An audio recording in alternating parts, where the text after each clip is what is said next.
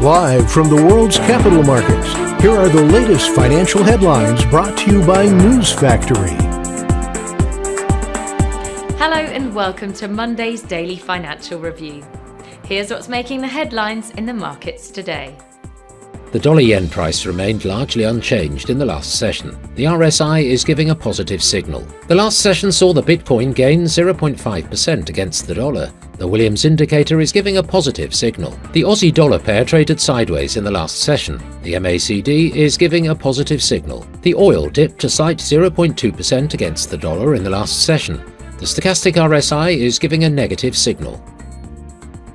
Coming up, the choices from our chief analysts for today.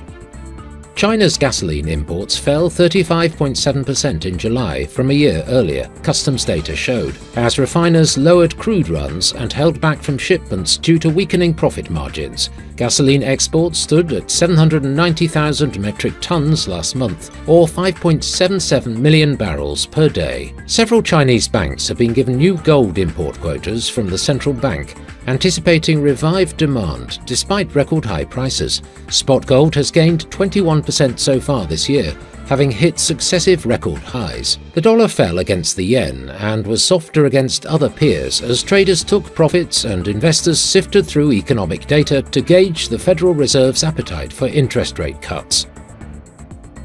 Those were today's major economic events. And now, moving on to world financial headlines. The US 3-month bill auction will be released at 15:30 GMT. The US 6-month bill auction at 15:30 GMT. Germany's German Buber monthly report at 10 GMT. China's FDI will be released at 9 GMT. New Zealand's exports at 22:45 GMT.